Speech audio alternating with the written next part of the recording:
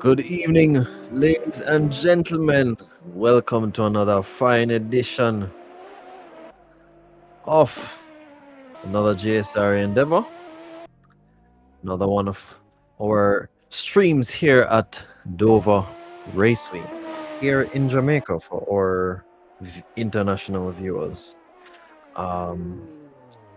As you're aware, we've been having the Chase of Pace series and the Peak Performance series, which are generally tracks overseas. I mean, I'm speaking as if we have more than one track here, but this is our homeland track. Quite a very interesting track at that, and we have the infamous Radical. Now, if you're one who attends Dover, you would be aware of the likeness of the cars that Colin Daly, Kyle Gregg, and another one of the youngsters, Somerville. Pretty fast guys in these, I would say, one for a better word, sketchy cars. I've driven the car on the track quite a few times, and it keeps you on your toes. It's not a very smooth experience. I can only imagine what it's like in real life. My experience, or the closest I've gotten to this experience, has been driving I wouldn't say it's not a road tax. It's called a Briggs. It's a go-kart with a 10 horsepower engine, right? But these things have no formal suspension. The tires are what absorbs the shock along with your body and your brain. So as you come down, the straight, when we have the option to see the driver's point of view, you'd notice the cars shaking like crazy. Not a pleasant experience. I have yet to get used to it. It's kind of causing a bit of motion sickness. However, we have quite an exciting race here on our hands this evening, and we have two groups qualifying this evening, and the top 4 from each group will be making it into the final. So as we see Mr. Dylan, my co-host on the track, absolutely killing it. I'm going to keep an eye out for my master of ceremonies, the eloquent Mr. Dylan, relinquishing his duties to me today, or this evening rather, so he has the opportunity to drive. Yeah, I'm without a wheel at the moment, so it's not possible for me at the moment. However, I'm here to support when I can. As usual, I have to big up El Presidente, Mr. Stephen Stewart, for continuously, without fail, organize these events for the youngsters to participate in, and basically bring sim racing more to the forefront. Yeah, he's been doing quite a lot. I've been here not necessarily from the very beginning, but early enough to see the strides that he has made, and I must say it's commendable work.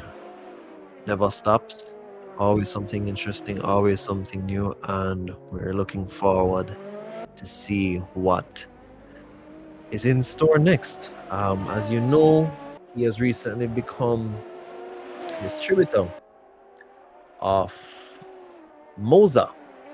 Now, Moza is a company that develops quite a few things, cameras and other forms of electronics. And on the sim racing scene, he has now become basically somewhat of an ambassador, I might say, of the wheel. It's a direct drive wheel. For those of you, who actually have a rig set up, these things don't use gears or belts. It's absolutely a more connected, or an even more connected experience. to the feedback that the sim that we're in, which is Assetto Corsa, provides. So, for example, those of you who have Logitech G29, G27, G25, G923, G920, those are gear-driven wheels. And you have the Thrustmaster, which uses, well, some of them uses a combination of the gears and belt, and the T300, my favorite so far, because that's the best I've experienced so far. And you can experience these wheels at the center, the JSRA Center, which is off Dunrobin. If you're not really sure exactly where it is, it's close to Macau, that restaurant. It's a plaza across from the road. It's the only plaza. It's a like a 3-story plaza. You can go there and test your skills, feel it out. If you're thinking this is just a game, just left, right, ride the car on the wall and take the corner, and this is not Need for Speed, that is definitely not the case. So I implore you to go and try it out. Try your hand at it and see how you fare. Yeah, but it's quite an intense and immersive experience, and it lends itself to a plethora of opportunities, once you're involved and are doing well. And to be honest, you don't necessarily have to be doing well per se for, things to happen for you. People like to see consistency. So, sponsors, things like that. If you're thinking, oh, I can't make it because I'm not as fast as these guys, I am pretty sure, or it's not definite, but a team would more than likely take on somebody who they see, put in the work. For example, I'm gonna call a name here because we call him the Lap King, like a Mark Anthony Eaton, who takes place in the Peak Performance series as well. Every boat he's doing 300-400 laps, and he may not be as fast as the rest. However, a team may look on the likes of Eaton and say, well, he's not the fastest. However, it's somebody I can work with. It's somebody that I can gather a lot of data from the car. And I'm speaking from a real world experience now. But as you know, people transition from games to real life and things like that. So, different things serve different teams, and different skill set serve different teams. So it's not all about who is the fastest. Glory is not all alone in lap time. There's quite a bit of other things that come into play when you're doing sim racing, and especially if it's something you're planning to take seriously.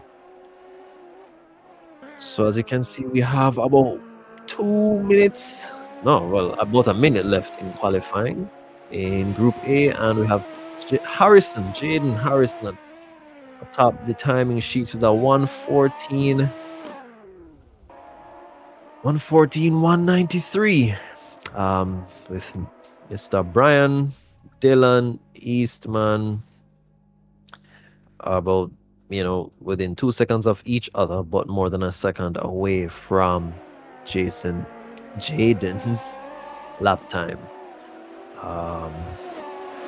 Yeah, as I said before, it's quite an intricate track. It's a funny track, I must say, because you would think you're taking the same lines on this track, and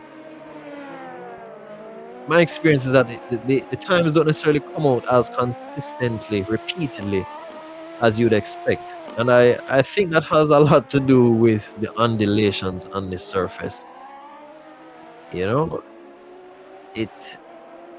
I feel like half the time the wheels are in the air because you hit one bump and then you're onto another bump. So the wheels are not, or the car really is not really settled for most of the time. So it tends to be somewhat pitchy. You have to be very careful on the throttle. Yeah, especially this last corner here. You have to be very careful of how you know modulate the pedal because you will spin or end up into the wall on the right hand side. So yes, as we are coming to the end of this qualifying session, we have Mr. Harrison, Brian, Dylan, Eastman, Park, and McLegon. So the top. Oh no, well we have to wait and see. We have to wait and see what Group B has in store for us before we can have an inclination of what the grid is gonna look like. But so far, the top four here would be Harrison, Bryan, Dylan, and Eastman.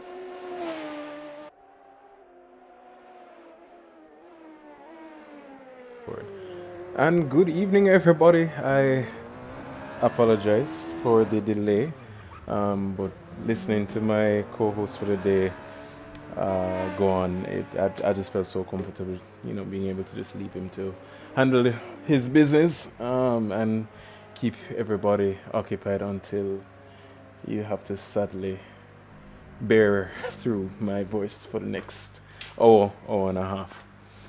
But yes, Andrew, thank you. Thank you for holding on the fort. I am going to take your co-host Chad Dillon's space for the day. So I will apologize from now, ladies and gentlemen. But let's hope we can have a good evening full of fun and some entertainment at the same time. If Andrew didn't mention it before, happy independence, happy emancipation. I did not. The most important thing of this evening. So, we have to. The main thing for this event is to celebrate this whole week of Jamaica's independence and emancipation, and we are grateful for all of what our heroes have done for us in the past. And now, as they say at the actual Dover Raceway, we will watch the heroes of speed take on Dover Raceway today virtually and represent our country that we love. I did miss most of qualifying, so this is actually very interesting to see. So I would love to hear your notes, but it seems as if the times are relatively close. What have you thought so far? Well, I was mentioning earlier that we see Jin here sitting on a 114.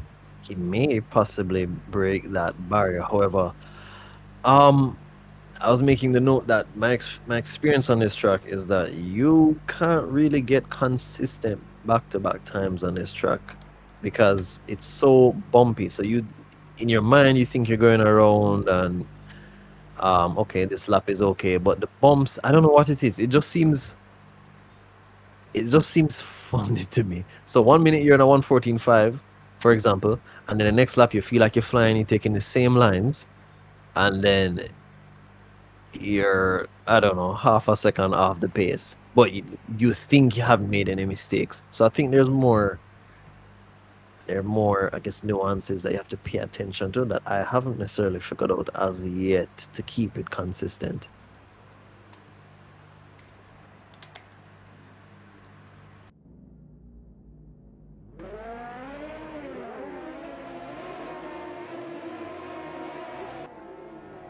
All right.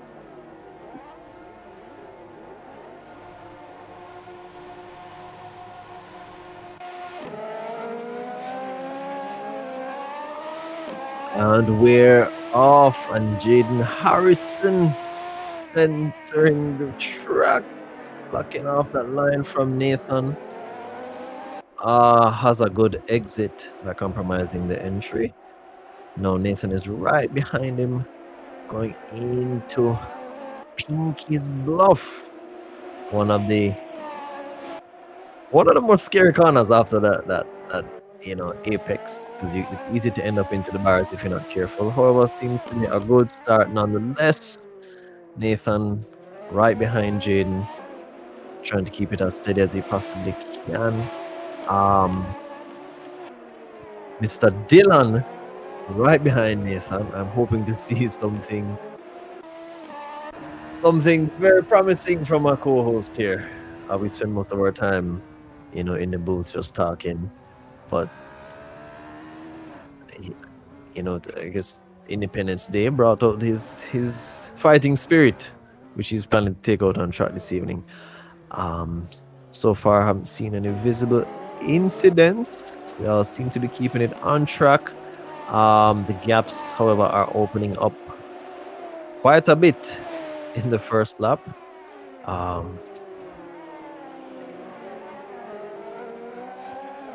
We see Mr. Dylan going a bit wide there, but affords him a fast exit in that corner now. Entering into Pinkley's Bluff once again. You can see the brakes absolutely blazing. It's a track where constantly, your brakes are under a lot of pressure. It's not only stopping the car, you maintain the balance, modulating it so that your car stays in or under control, rather. Jaden here extending his lead almost up now to a 2-second gap between himself and Brian. Mr. Dylan still right behind Brian. I'm not sure where these moves will be taking place this evening. This track is very tricky. It has a lot to do with late braking. And waiting on an incident, I was about to say. Yes. So Enrique now down to the bottom of the table. Mr. Park, Avil Park.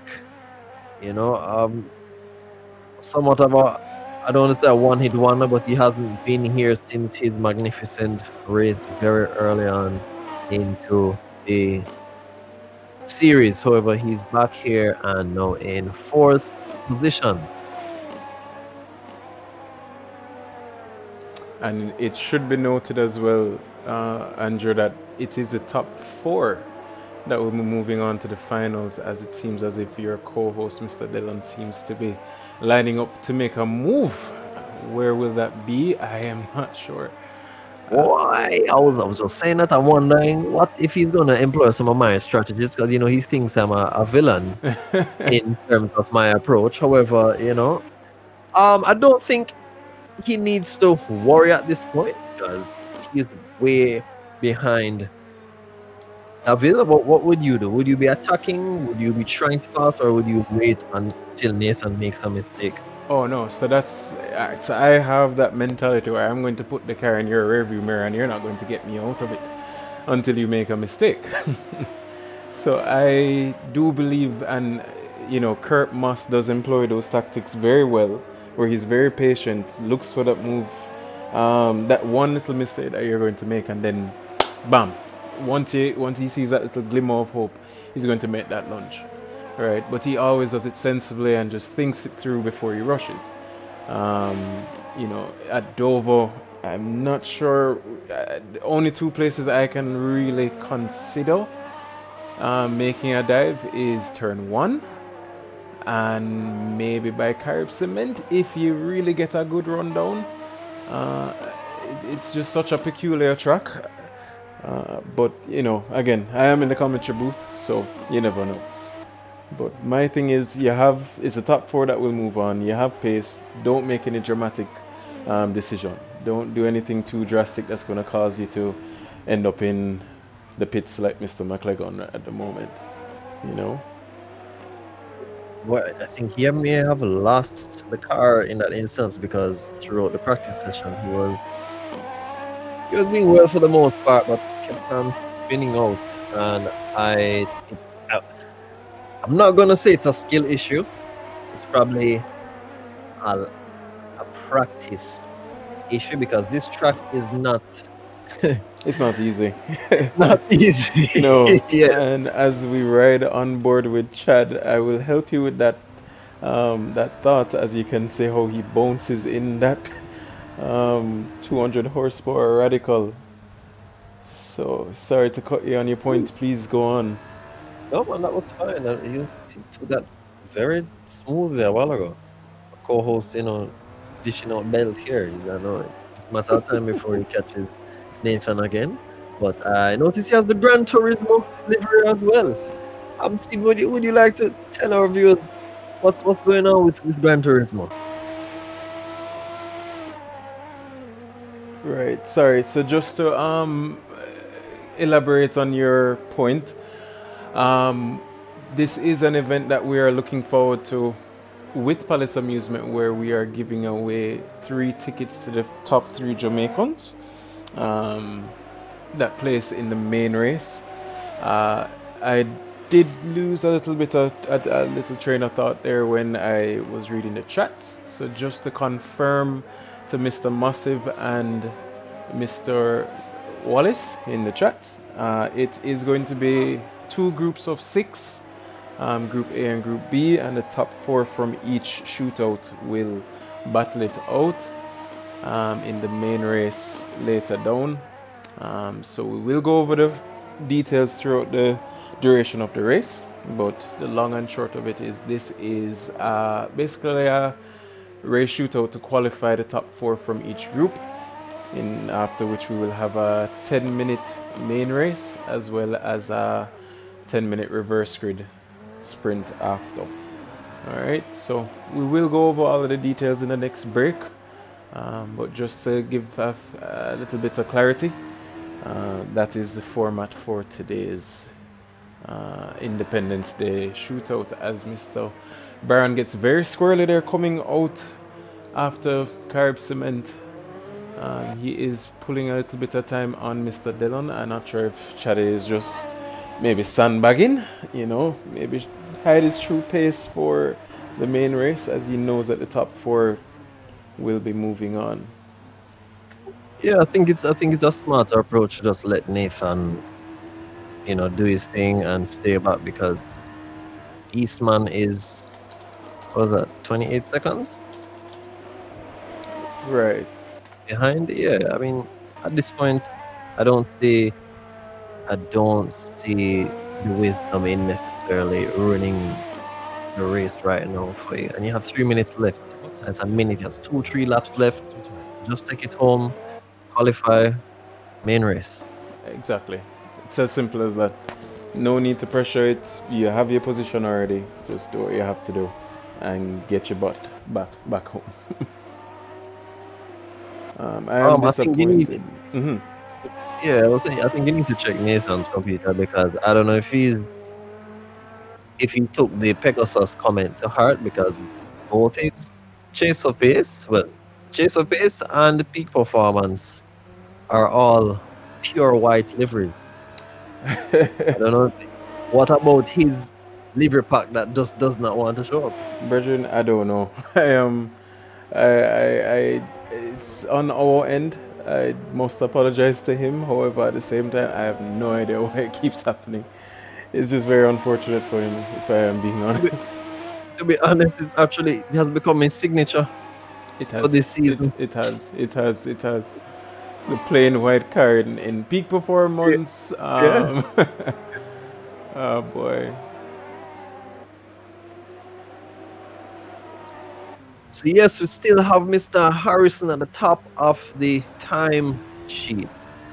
Mr. Brian, 12 seconds behind. Mr. Dillon, 2 seconds behind. Brian, Eastman, about 15 seconds behind Dillon. When did Kimani overtake Davil? I wonder what happened there.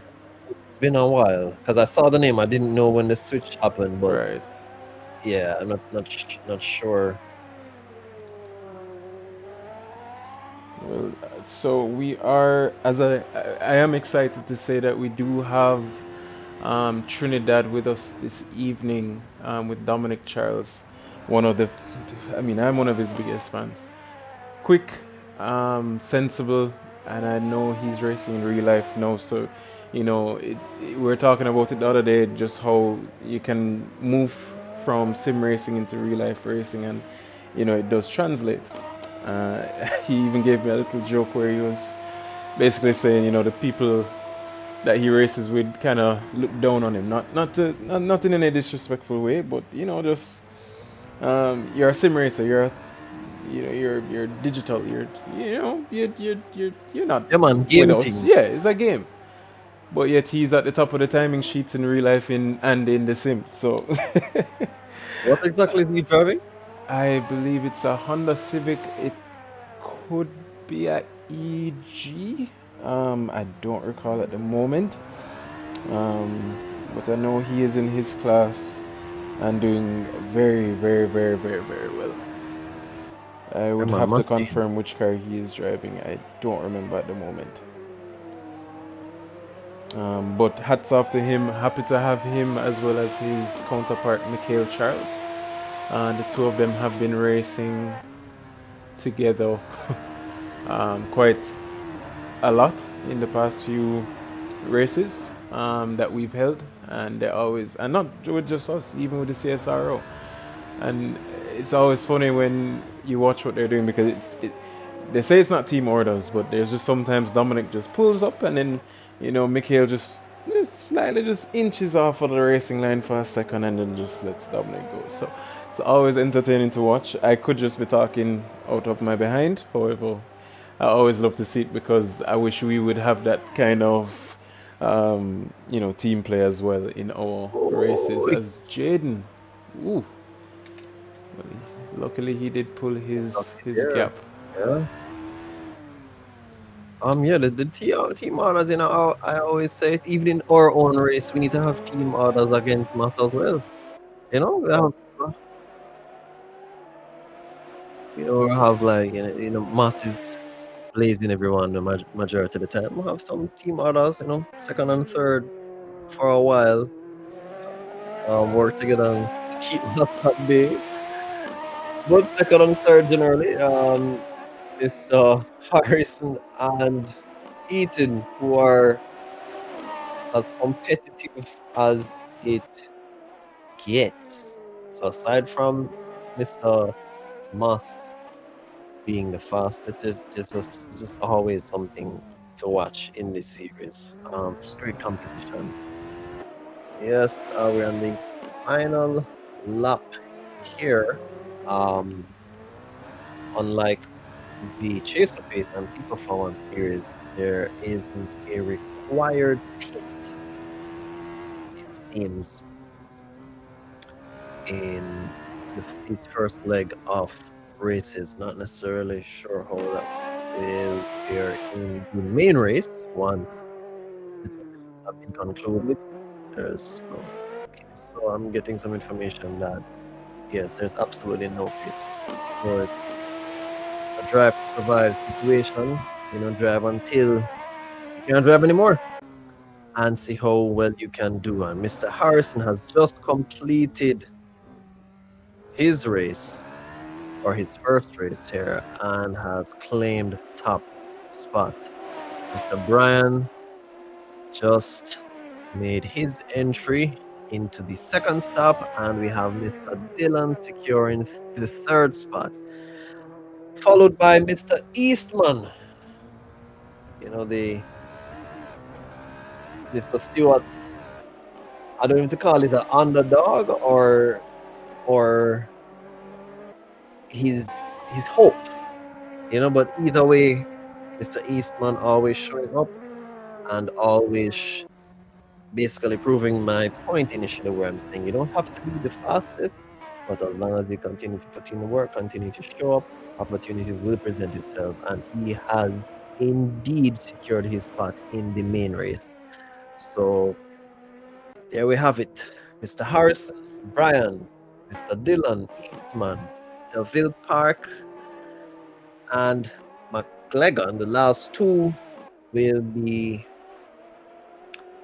I guess, eliminated for the main race. Not sure if Mr. El Presidente will have a quote unquote separate race for the bottom four or three, but at this stage, we're still sticking with current proceedings where we have top four from either group, and this is the end rather of Group A's performance. And once again, top four are Mr. Harrison, Nathan Bryan, Chad Dillon, and Kimani Eastman.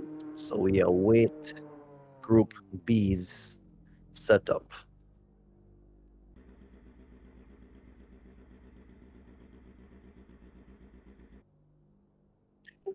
So, ladies and gentlemen, we're going to go on a 2-minute break and we'll be back in time to see the drivers in position to take on Group B's race.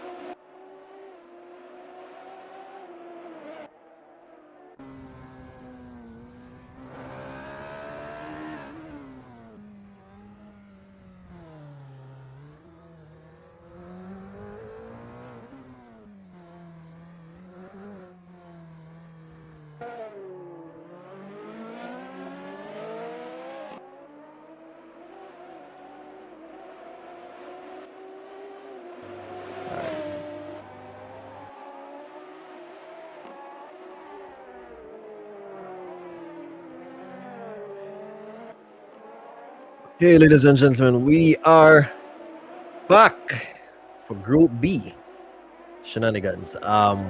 We are currently in free practice, so yeah, get allowing these drivers to acclimatize to the nature of this track, which I really have to add. It's quite stressful. I'm not sure if the driver's experiencing this, but when I when I'm driving on this track, my brain begins to fry. It really does take a lot of dedication and precision, especially in this chicane here. You take the run line through this, you end up cutting people's grass for quite some time until you reach the other side of the island. Um, but yeah, you see Mr. Clark, ever elusive. Mr. Clark at the top of the tables with a 115.2 currently. Um, Followed by Mr. Parry. Benicio, I'm assuming it's one of our drivers from Venezuela, Mr. Charles and Mr. Roper.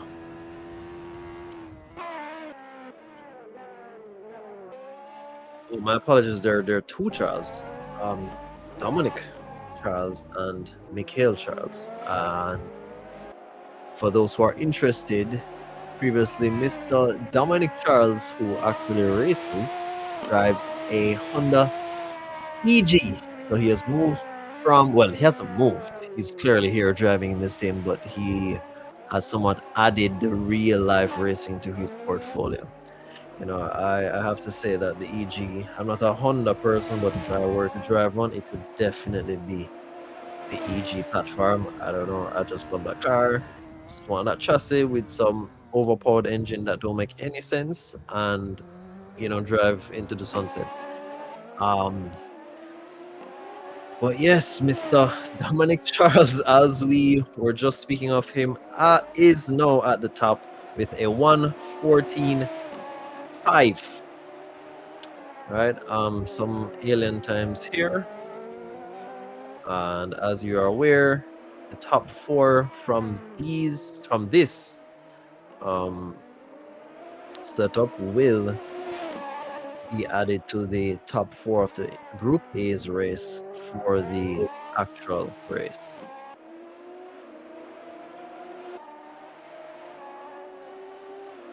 So that's Jaden. Yeah, so that's Jaden Harrison, Nathan Brand, Chad Dillon, and Kimani Eastman.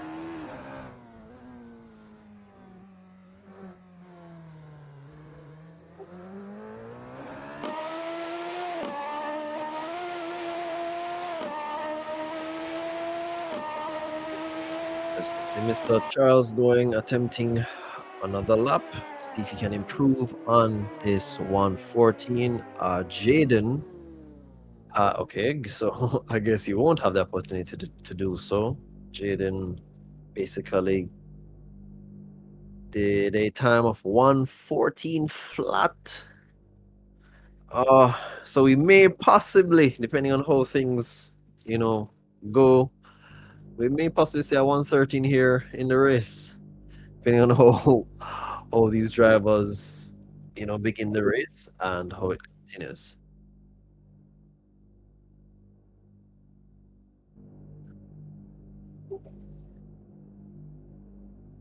Okay, ladies and gentlemen, so free practice is now over, so we're heading over to qualifying, where these, they will set a representative time for the race, which will determine who makes it to the final race and who is going to have to sit down and watch a stream.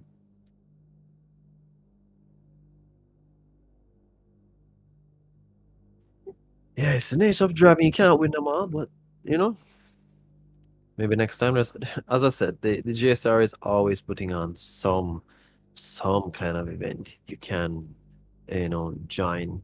So you don't make it through in the main race here. There's always another race. Just up your game, come back.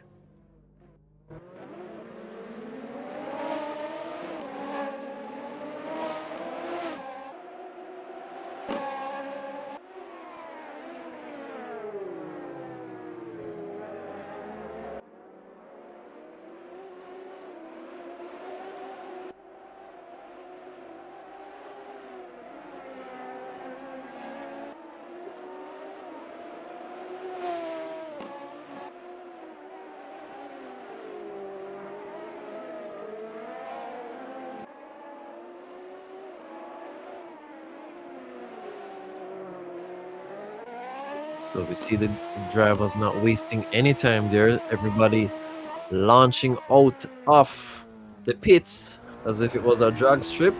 So you know they mean business. Mr. Charles, we're on board with him. He's about to set the first lap. So let's see. Well, I mean, this is the old lap. So the following lap is what we're really going to be looking at, or the following laps after this lap. So it's Mr. Charles, Vaden, Harry, Clark, Vinicio, and Mikhail.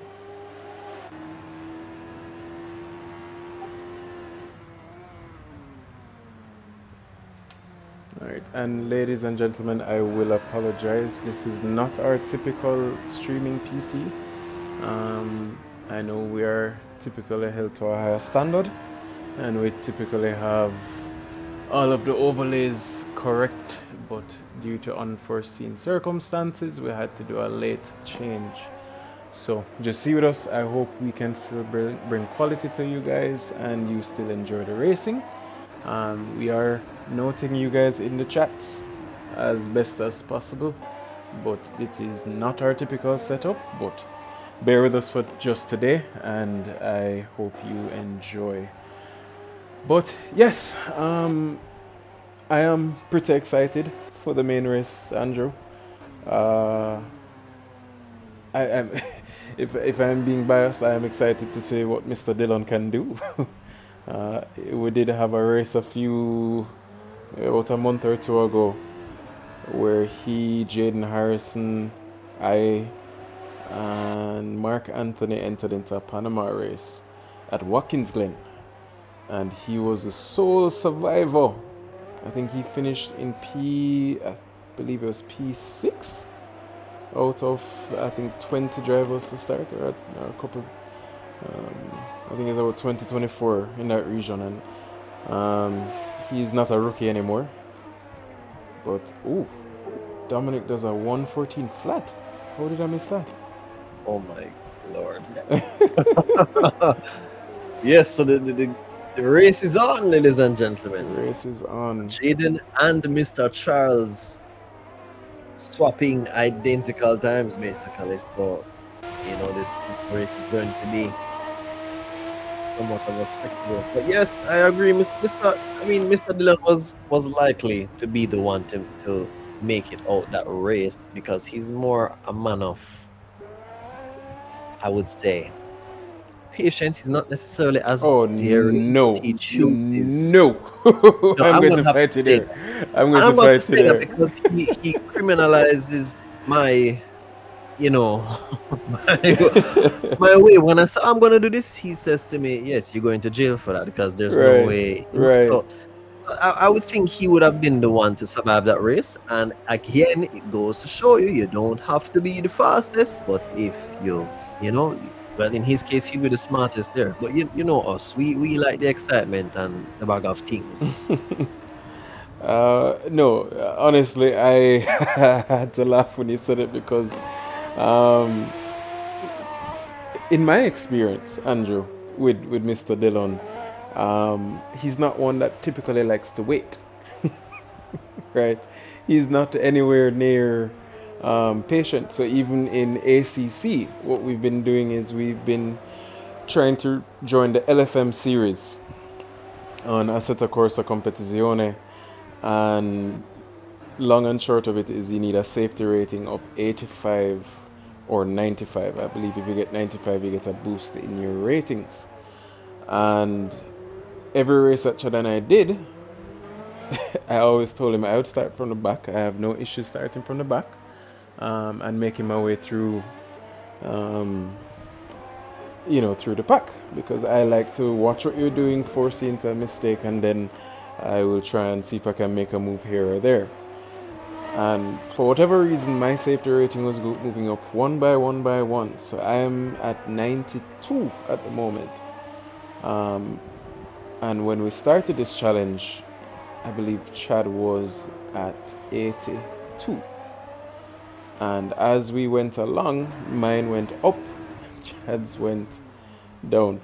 The main point of what I'm trying to say is what he was doing was rushing and passing, and ended up either costing him some positions from some form of mishaps, or just starting in the front and then getting taken out in the first 5 seconds of the race. So strategically, with my experience with Mr. Dillon, he is not the most patient, but and I will draw him. I hope him listening to me now. Actually, Well, no, no. What you're not going to do is sit here and demonize my co-host name and his skill. I am not going to sit here and have it. I am So not. I am not bashing his I skill. will say I am saying he's definitively not that is why patient. he made it out that race and you guys did not. Yeah. That is Right. all the proof you need. Right. Right.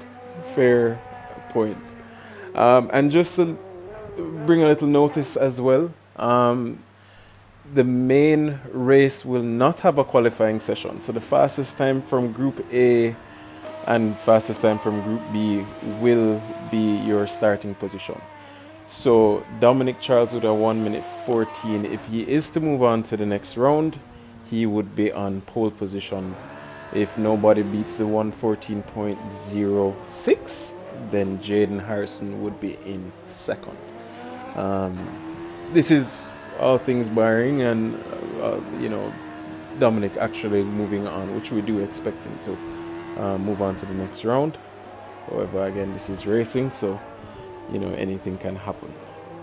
So I am looking forward to this race. I am definitely looking forward to the main race, because I believe that's where the excitement between the top two and then the third and fourth, fighting it out for I guess pride and victory at Dover this weekend.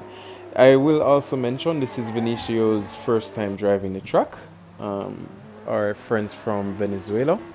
Excited to have them on board. They do race with us in the Copa del Caribe, Exeter Corsa Competizione Championship. And we will be... Sorry to cut you there, sir. Could you please review Mr. Dominic Charles' time there? Wow! And not to say I'm surprised, because he and Jaden have been in the 13s all week. However, yeah, that was I did not notice that at all.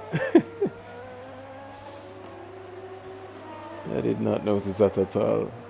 Again, very excited to see what these two will be doing. And he actually goes 2/10 faster in Sector 1.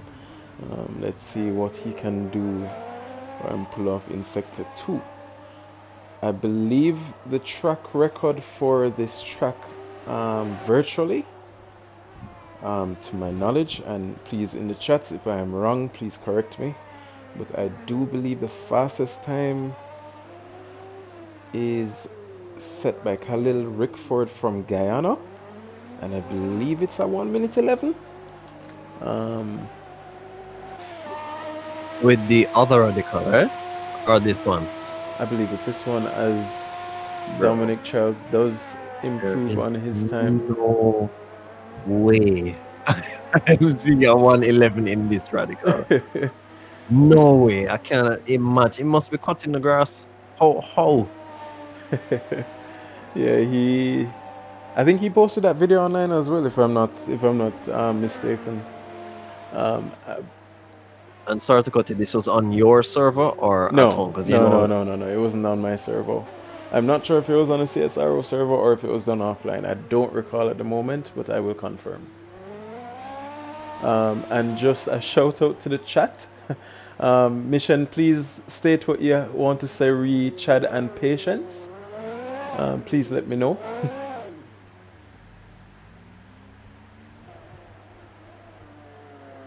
Sorry to cut you. Okay, so Jaden is correct in man saying it's a 112.447. So seems I am mistaken there. I apologize. But still, that's still a ridiculous time. Yeah, I don't know. I don't make it any better for me right now.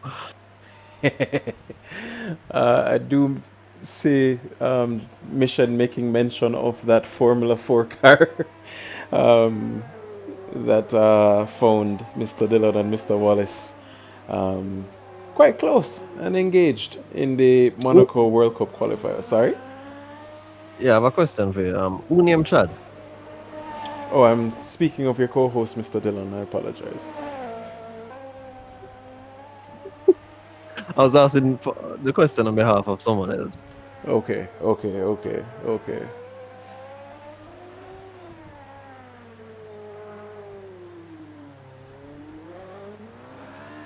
Yeah, so we see Dominic Charles with the 130. Whoa, my. Okay, so I don't know if you noticed. Was it 954 or was it always 754? It was No, 7. He hasn't improved on that. no, he improved on the 9.7 and moved to the 7.5. Oh So boy. he is going faster. He is in the pits, I believe. At this point, well, qualifying. Qualifying is Oh, over. yes. So we should expect to see him coming in relatively soon, as it seems as even Tavares coming in on his in lap. But all times have been set, so I don't see anybody improving. I am going to assume all the drivers should be entering into the pits as we await the start of Group B. What are your expectations? Who do you think will pull the victory? We do have two Trinidadians in the top four, top three, to correct myself. The top second and third are separated by a tenth, and then fourth, fifth, and sixth are separated by about 5/10, respectively. What are your expectations with suspense? Well, I'm going to say my co-host is gonna come first. No, I'm man, gonna, I'm I'm gonna talking for Group B. Sorry. for Group B. Right. Uh, hmm. I'm not sure. You know, I'm not gonna say anything right now. I'm gonna wait because you know how me and the preempting talking business go and sabotaging people's lives. So I'm just gonna hold off a little bit and see what's happening. Fair enough. Fair enough.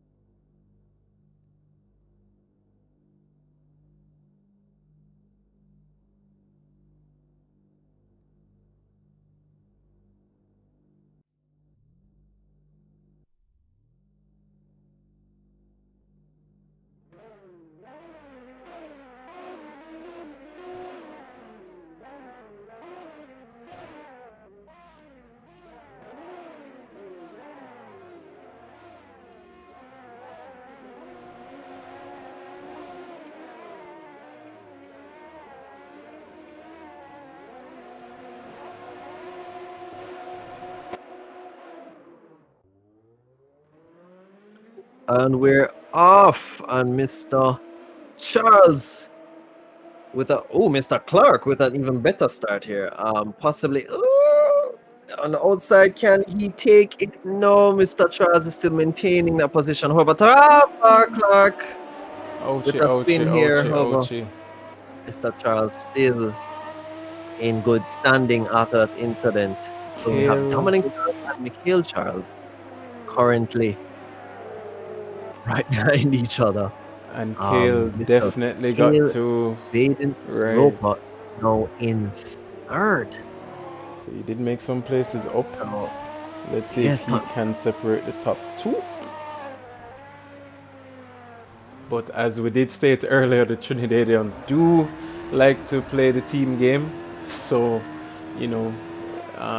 it's very likely Mikhail could just slow down Kale Baden Roper for a few laps, slow down the hunt, and boy. Yeah, I mean, I hope Kale in this instance takes some pointers from Chad's initial race because we know Kale is a Ooh. fast, oh yes, fast driver, but I think Oh. his focus should be just completing it, just keep that third place and carry it home. I mean, it's 10 minutes, so it's about 5, 6 laps or less. Yeah, Give or take. thereabout. Give or take. Yeah, give or take. Yeah, so he just needs to keep the car under control and he will be fine. But we have Mr. Clark on the attack of Parry. Hopefully, he can make his move incident free as we see Parry going wide and Takar has claimed fourth position. And for now, his spot in the main race. So, that, I'm not sure if Parry was trying to give him space or just went on the throttle a bit too early and ended up wide. No, that corner right there in Pinky's Bluff. If you go wide in real life, there's a nice fat rock that is to the left. I imagine they asked me, you should drive the shifter cart on, and that's all I can think about. I right there. I'm scared of that. If you go over there in real life, or even here, if damage is on, your race is done. Right. So Ooh, Tabar, and Kale is pointing in the other direction. Ooh, yes, as I was saying before, he was twitching the previous lap coming up to the main straight, and that has cost Kale. Well, he has another 10 minutes. Let's see if he can close that 22-second gap. Ouch. And we were hoping to see him in the top 8 in the main race, if I am being honest. But unfortunate, as we did say before, this is racing, folks. What is the damage? The damage is set to 50 for this race. Tire deg and fuel rate is at 100. Yeah, and that's about it. I see some drivers spinning out a lot.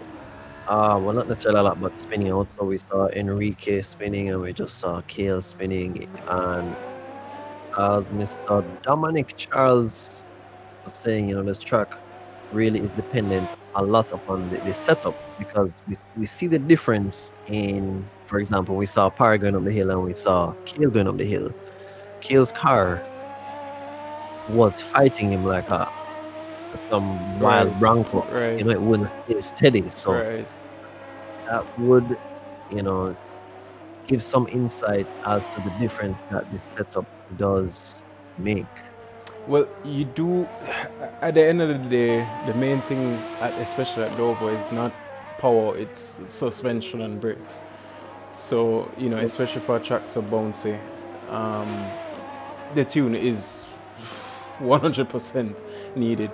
I know even Chad was having some issues, Mr. Dillon was having some issues earlier in the week, and then he had to make some tweaks to his setup, and then he's finally comfortable. So, especially a track like Dover with the bumps and a suspension as stiff as a Radical, you're going to want to make it as progressive as possible so you can get around the track as easily or as quickly as possible, let me say. So yeah, you're right. Tune matters. It's one of the most important things. If we are, as Dominic sets, a 1:13.7 fastest lap, and I think matching his qualifying lap, I hope he has enough fuel in that car. I'm sure he does. Well, with 6 minutes to go, he can probably drive at like 80%, 7%. Yeah, can take it home at this point. No sense in trying to beat that lap, because it's currently the fastest, and based on what we've seen during practice and quali, the other drivers are not likely to beat that time, but we'll see. Well, again, we have Jaden Harrison. I believe his fastest time was a 1:30. Well, let me just say, neither of them have matched their times. In his group, right. Only time will tell. You never know. Maybe something might just click. I'm really interested in to see what turn one has in store for us with these times. Well, As let's see. Tavar held that um position on the outside after turn one, Right. he would have been he would have been in good contention for first place because you'd And have had the inside for the following corner. and please note that especially at this track you can park the bus, and if you can park it correctly as we've seen in the past, it's very difficult to pass here. You can, and that radical is a very wide car, so it's a pity, but let's see what will happen as Tavar does move up into P. Well, Tavar was in P3, sorry. Well, but by the looks of things, we have both Charles possibly gonna play that team game, so we may need to take a page out of their books for the main race. We've heard it, But we've said it, we just yeah, can't man, do it. that's definitely the way to go. So for all of our Jamaican drivers out there, Independence Day, come on, try bring it home.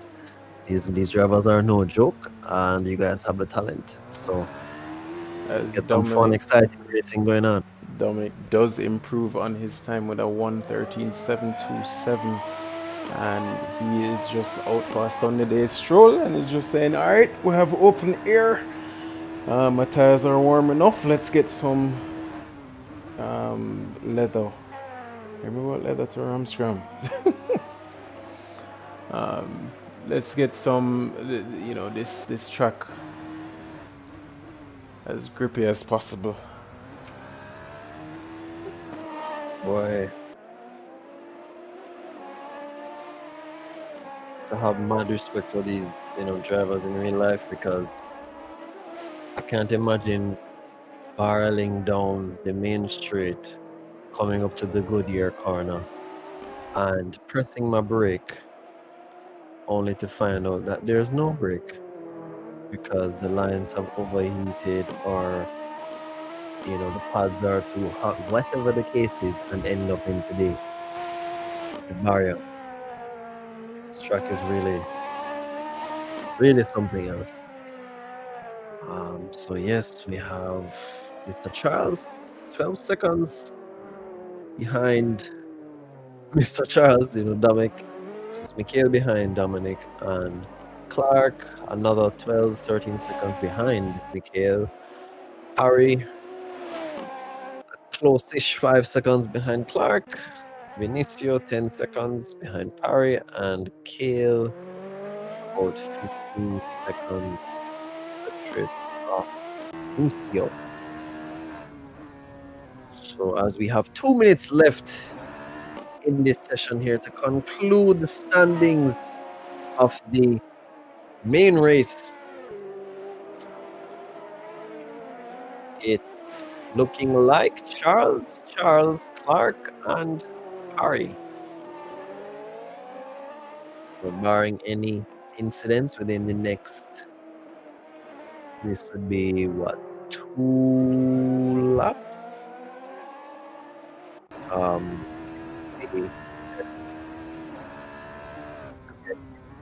Yeah, it's close. That's why kind of okay. And Dominic now down to a 13.5, right? Absolutely ridiculous.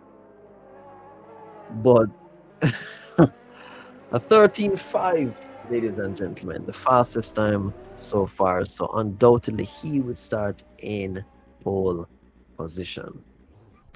So whoever is in second position, it would be wise to take a page out of Mr. Clark's book, staying on the outside of turn 1 in the main race to secure the inside of turn 3, or right before Pinky's bluff, to have some form of track position, well, the top spot actually, and use the narrowness of the the track to your advantage to keep Mr. Charles at bay.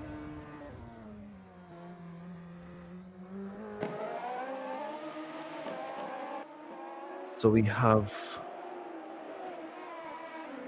Harry chasing Clark. No, it's not that. It's Clark.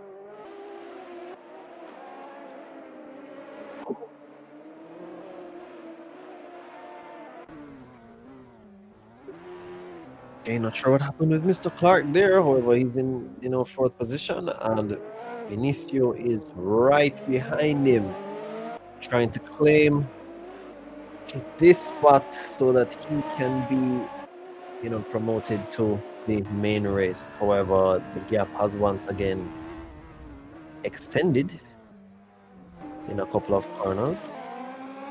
Might have overbraked their Vinicio, but they're not necessarily used to the track.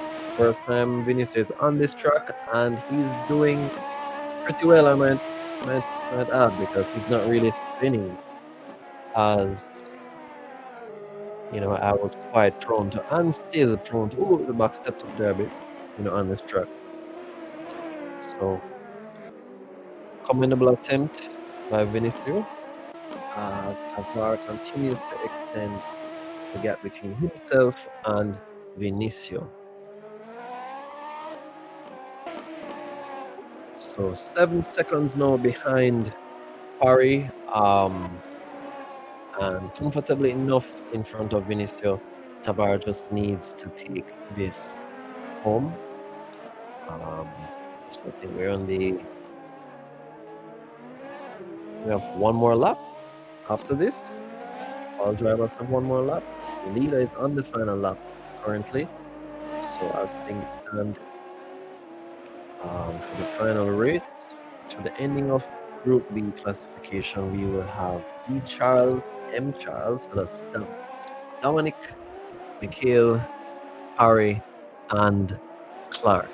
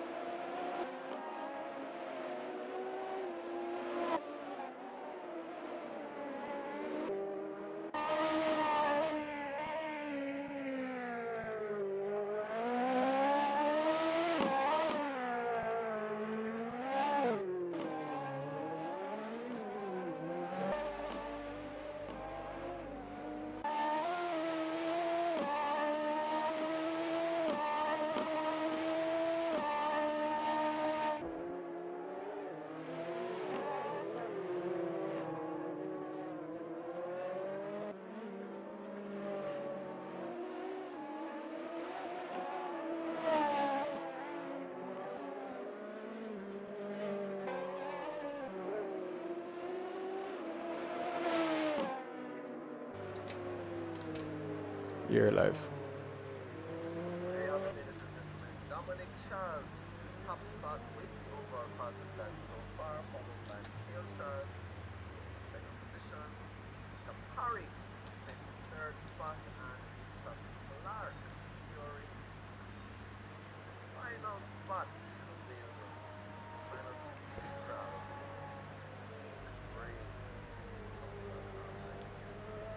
Alright. So, this I'm going to give you now. So it's Dominic Charles in P1. Dominic Charles in P1. Jaden Harrison P2. Mr. Harrison P2. Tavar Clark P3. Mr. Clark P3. Mikhail Charles P4. Mikhail Charles P4. Nathan Brown P5. Nathan Bryan Pegasus P5. Chad Dillon P6. My co-host with the mostest, Then Kimani and Javon after, in that order. Kimani and Mr. Parry. Javon Parry, right? Mr. Javon Parry. And forgive me, I didn't call my co-host name in this chat name. Sorry, I said the hostess and the hosted, but that's the name. So, yes, ladies and gentlemen, top 8 the result of A and G group backing outline for their positions on the track. So in about a minute or so we will have beginning of finale. Ratted, brother. Oh crap.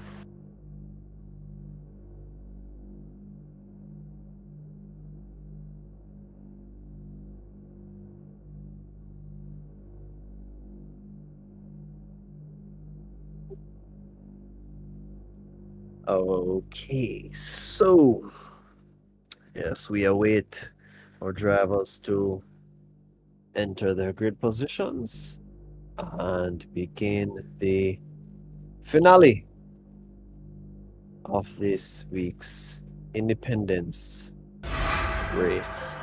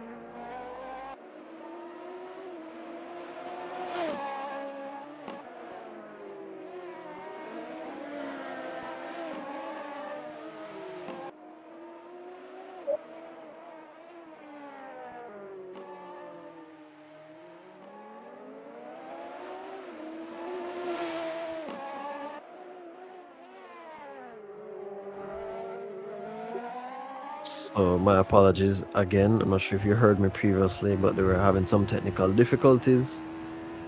So I was basically talking to myself for the past 5 minutes. So I'm not sure if you heard anything, but in a nutshell, we are just waiting on the final setup for these guys to be placed on the grid for the beginning of the final race for this evening. So we've witnessed two groups, and both groups um, went through a practice session, a qualifying session, and also their own individual main races.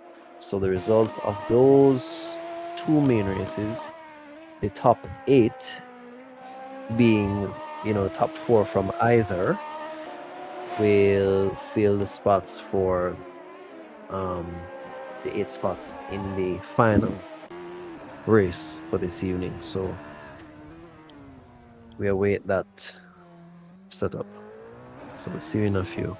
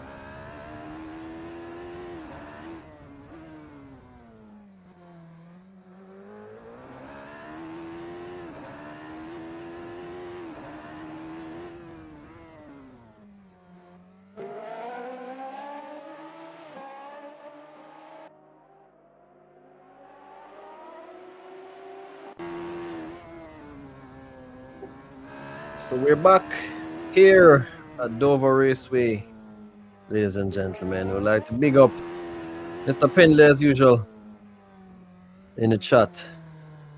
I'm sorry, I won't be able to see what's in the chat this evening based on, El Presidente's. No, I need to continue to blame somebody for something. So, yes, I'm not seeing the chat right now. I have commentary duties, so no time for phone right now. But yes, we are going to have a 10-minute race followed by a reverse grid. So, guys at the back, the slow guys have an opportunity to redeem themselves, or not even necessarily slow, any incidents that may occur in this race. Barring that, faster drivers have the opportunity to show their prowess as they, move through the field with ease, supposedly, on this track. But yes, we await the setup for the drivers to move into the grids for the race session, as we see them still having the opportunity here to have a pre-warm up as things are being organized.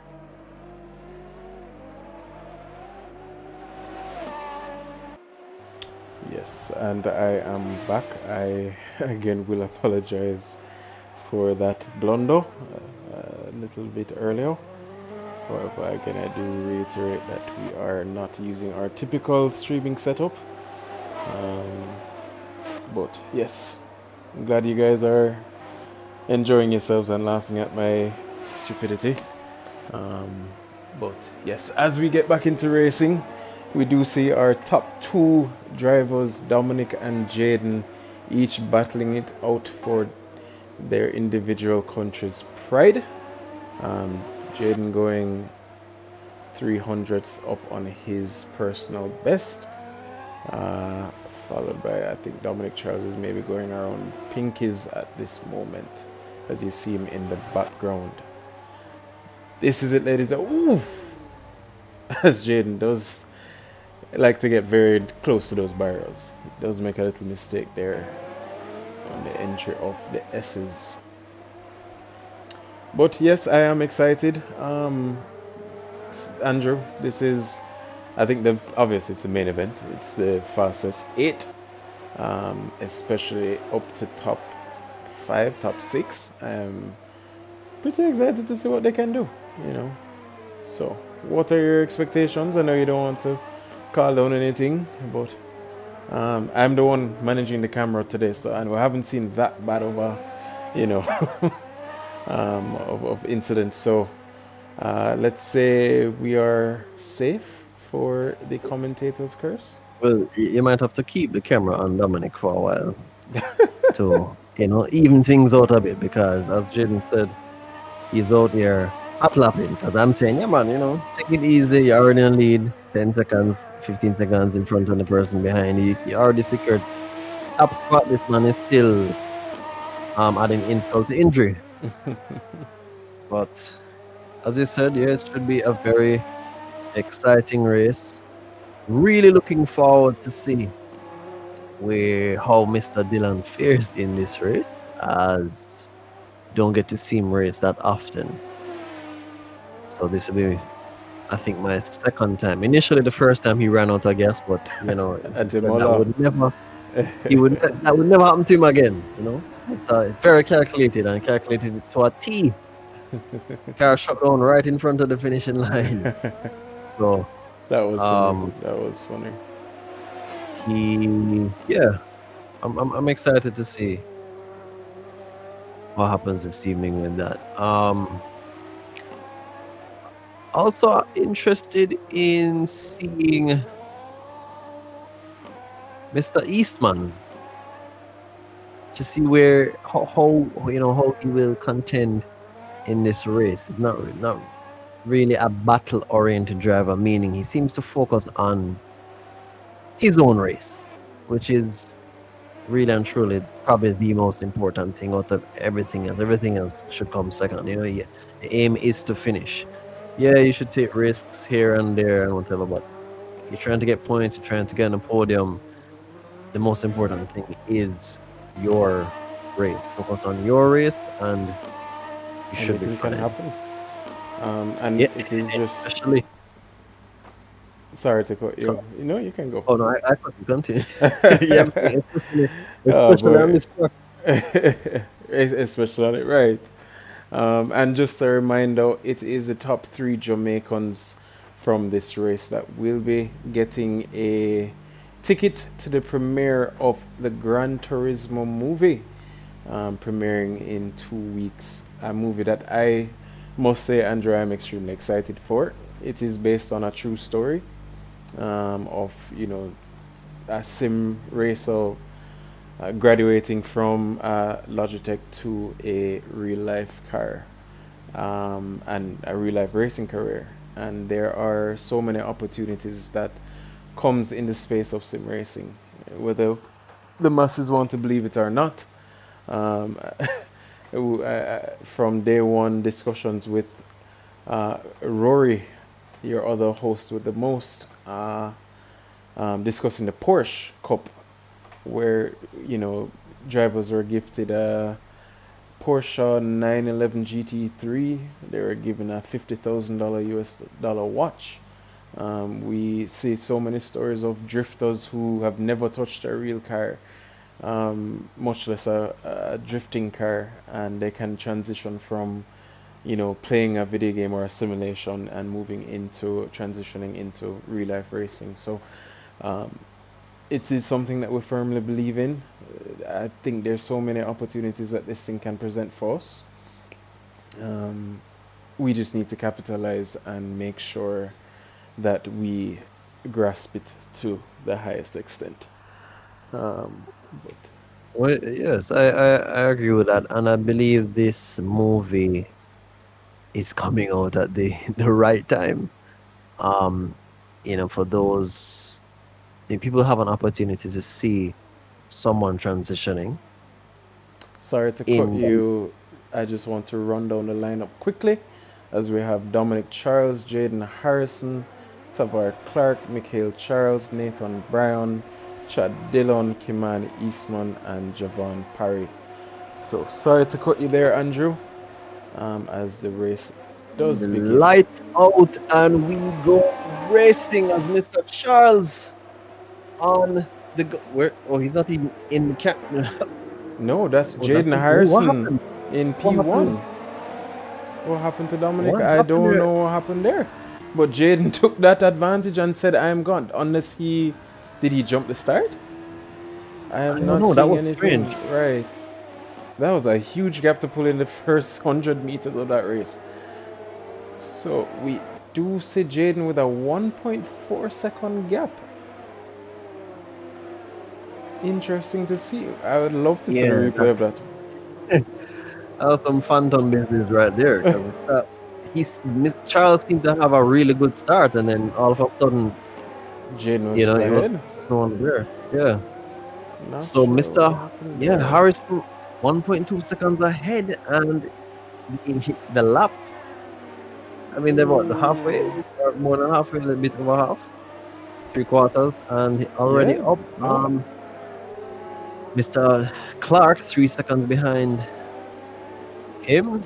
Mr. Dillon 2 seconds behind Clark, and Mikhail Charles, Mr. Dominic Charles, pairing is finding himself in fifth. So it's a good opportunity to have some form of team orders between Mr. Dillon, Clark, and possibly Harrison. So while Dominic attacks Harrison, we have Mikhail attacking Dillon and Clark. So in sixth position, we have Parry, and in seventh, we have Eastman, followed by Brian, who I noticed had a red arrow there, not on stream, but that was likely some incident. Not sure if it was another car or with himself, but he has found himself in eighth position. There was about half a lap full of bullying done to Mikhail Charles. I he started in P3 and is now in P5. It was just a very interesting train of events as Chad took his opportunity as quickly as he could, as well as did Tavar. We are noticing Dominic did go for the fastest lap now with a 1:14.1, followed by Jaden with a 1:14.3. So they're obviously trading times. I will definitely move to that race as we get closer, or as they get closer. But Jaden is maintaining that gap between about a minute. And please be reminded that we will have a reverse grid after the race. I'm sorry, did I say a minute or a second? It sounded like you said a minute, but I could be wrong. It sounded that. No, I think I said a minute. I am 500, yeah. apologize. I'm sorry, I was a little bit captive. Dominic is maintaining that 1 second gap, or Jaden is. So let's watch how that goes as we follow along with Mikhail and Chad.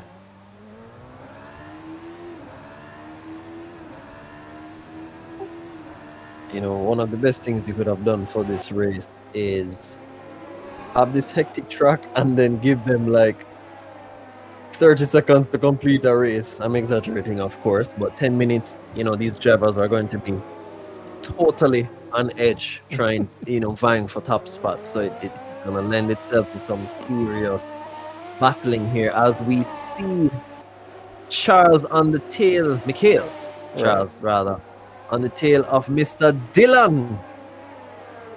Going into the Goodyear corner. I think it's less than a second. Yeah, just about half a second behind Mr. Dillon here. Right. Looking for his opportunity. Mr. Dillon not likely to give up the position so easily. Gonna maintain this inside and park the car on the apex if I know my host. There you go. Ooh! And it looks as if they did make contact. Mikhail seems to be waiting on Chad. But Chad needs to hurry up and move out of the way. Yeah, it seems like he was waiting on him initially, and then,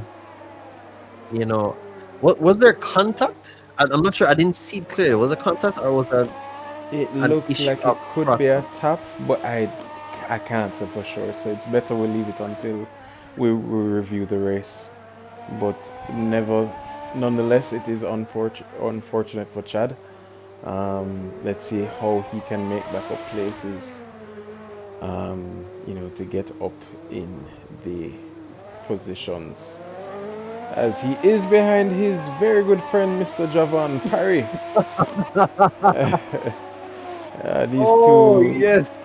These two did have a little coming together during the Caribbean versus Colombia event in that same exact corner.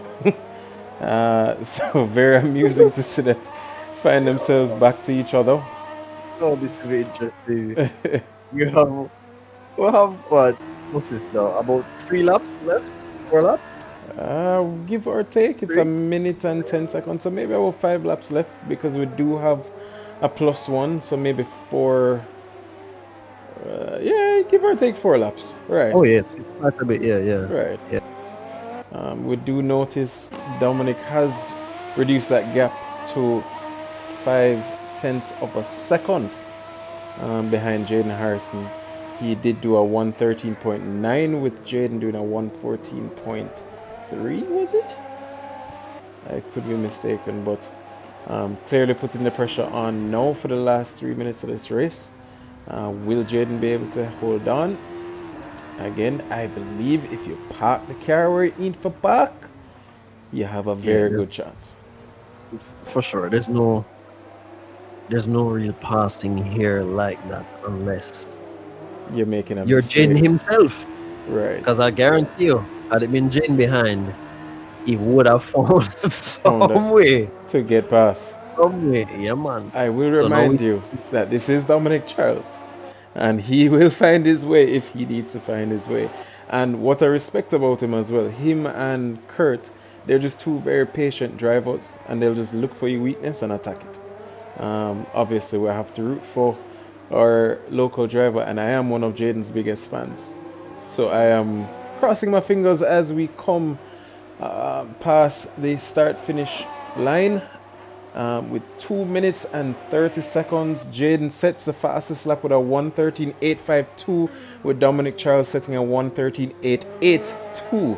So these gentlemen are definitely trading times as we go along here. I'm sorry to cut you there. We see Mr. Dillon has overtaken Parry. Ooh. Is this without incident? I don't recall seeing anything on my radar, so it seems he has taken a position legally. There we go. So let's see. But based on what I'm seeing, the time gap between each other, even if there was a tap, I know Chad is a respectable driver to give back the position if so be the case. But yeah, no. I know Chad has the pace. He's been in the top 3. Oh! Dominic does run a little bit deep into that corner by Carb Cement. Jaden not want to wait there, but it does lend to Tavar now finding him in the barricade by the chicane. So had an opportunity, sadly lost it. But I'm not again, sure what happened there because he seemed to break really late, or right. maybe Jaden was on the brakes earlier. I'm not sure. Whoa. Oh, okay, not sure what's going on with the ping rate for Tavar there. Um, I was told that the servo ping is relatively high. But alright, it seems as if he's fine, as he is now still about 4 seconds ahead of Mikhail Charles, followed by Kimani Eastman, Nathan Bryan, Chad Dillon, and Javon Parry. So the closest action we may have for the rest of this race, as it is only 20 seconds remaining, will be the chase for Mikhail to Tavar and Kimani to Mikhail. What can happen? Well, we have one lap left. As Harrison, will he make it before? Yes, I think after this it should be one lap, as he will not. Right. Yes, he's on the final lap. And if Jaden maintains this lead, hopefully takes his time and brings this home for his independence endeavor. Bring this one home for Jamaica here, as we have Mr. Dominic Charles. 7 seconds. Still not sure what happened there when he ran into the back of Jaden. However, he was the one who came out rather unlucky from that incident. And we also have Mr. Clark on the podium here for race 1 as well, followed by Mikhail Charles. So we have Mr. Eastman, as usual, in 5th, generally in his own race. And right now,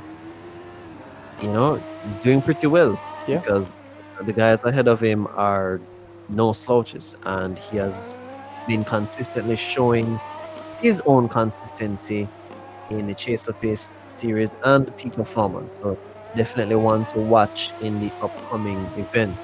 So we have Nathan Bryan, followed by Mr. Dillon, who has extended his gap between himself and Parry by about, what's that, 8 seconds? Give or take No, about 12. no, it's more, Yeah, 12 seconds. 12 Yeah. seconds. So I am going to congratulate Jaden taking P1 in the main race, followed by Dominic Charles, Tavar Clark, Mikhail Charles, Kimani Eastman, Nathan Brown should be coming around now with Chad, and then Javon Parry. We do have a reverse grid. I am excited to see what is yet to come. There was a lot of clean racing, a lot of aggression. So let us see what is left and what is in store. Unfortunate for my host there, not exactly sure what happened. Seemed to have, made his claim to the exit of that corner. I'm not sure if the back stepped out on him or there was some form of Ooh, contact. But either way, Charles not necessarily known to be, or from what we've seen, a dirty driver, to say, not in any way. But No. Right, just right. an incident racing. So we'll see what happens in our assessment of the replay. Still, lots of good racing to come. At this rate, Javon Parry will be in P1, followed by Chad Dillon, then Nathan Brown, Kimani Eastman, Mikhail Charles, Tavar Clark, Dominic Charles, and Jaden Harrison in last. And this is again for the reverse grid. That is not the final positions from what we just watched. But again, I am excited. I know there's a little energy that will be in the top three for the start of this race. So let's see what can happen. Yeah, let's see. Mr. Clark there with a finish of a race. I haven't seen that in Quite some time. quite some time. Yes, so good for him. Um, yes. So Mr. Dillon and Parry will lead the pack as the top two, followed by Brian and Eastman, Charles and Clark, and Dominic and Jaden, the back of the grid. No, that sounds like an intense start to a race I agree. because you have those two torpedoes at the back, not only battling themselves, but having to use the others as somewhat possibly collateral to Collateral. get in each other's way, yeah, because it's so small, the interaction between themselves and the rest of the drivers, it's imminent. So hopefully that doesn't translate into contact that destroys anyone's race. However, a little bump here and there never hurt anybody. Yeah, it is racing. I do notice Chad Dillon did disconnect. Not sure what happened there. I will reach out and confirm if all is well with his connection. But we are awaiting the reverse grid, so I am looking forward to it.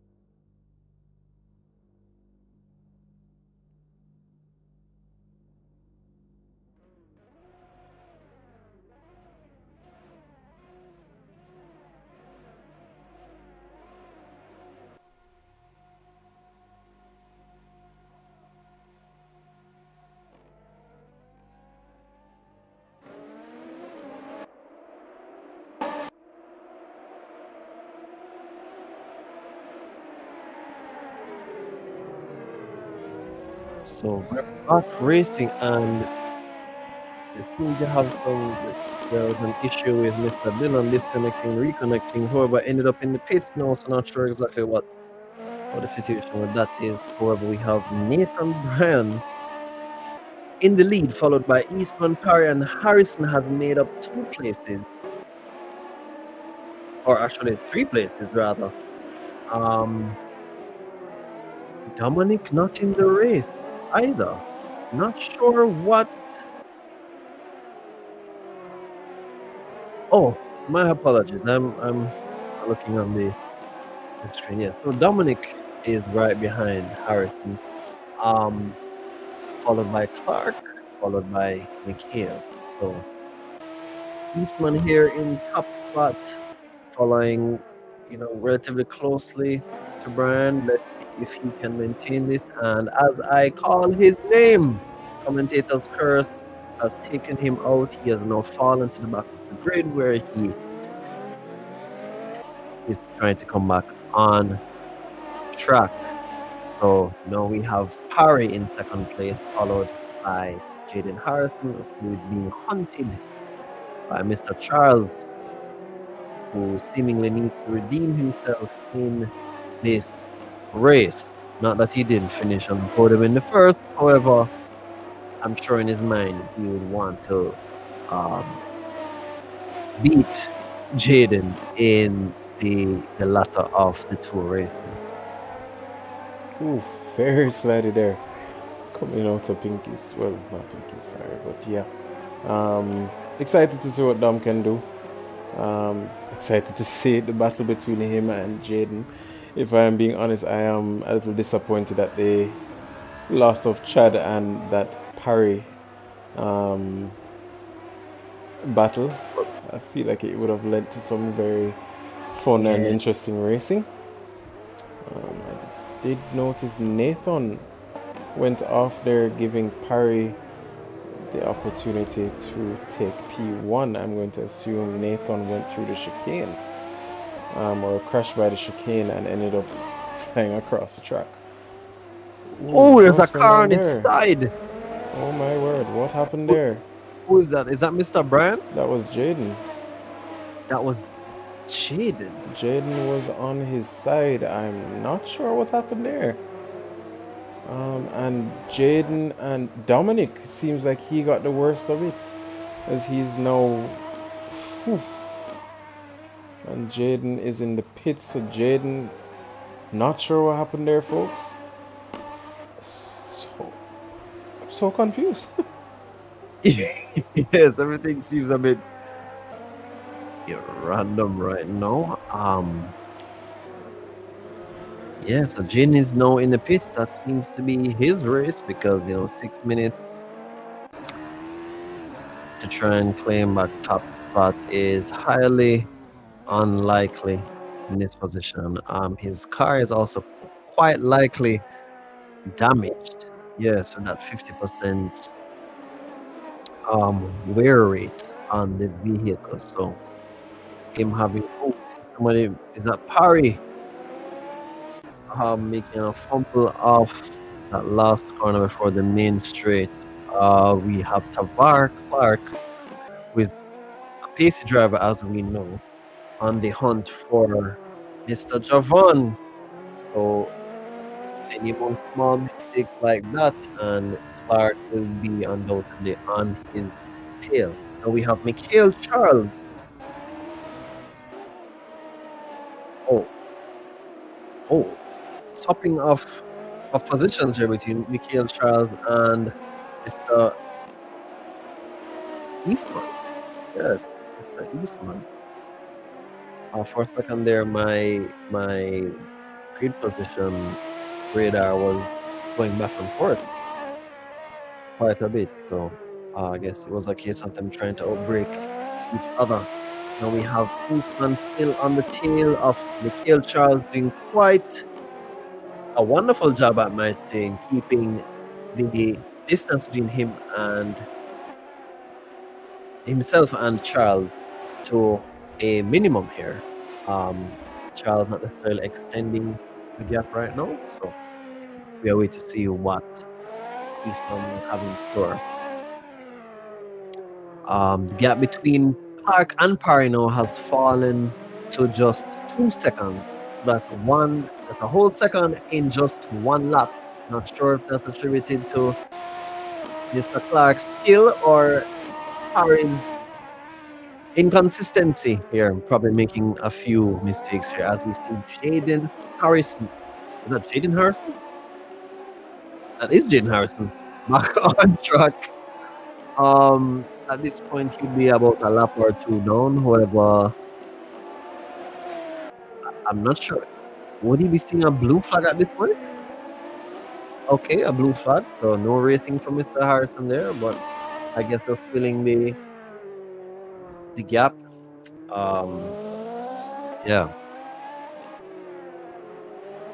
So Dominic Charles still in fifth, hasn't found his way past Eastman yet. Maybe he'll have the inside here prior to the chicane. It's a matter of who's gonna break later here. Oh, Charles, rightly so, giving the corner to Eastman to save his race here. I'm not sure how many positions he can make up in the final 3 minutes of this race, as he is 5 seconds behind his quote unquote teammate.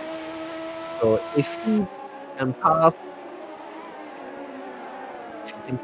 Eastman on this lap, he may be able to catch his teammate based on his the pace he's shown so far. Uh,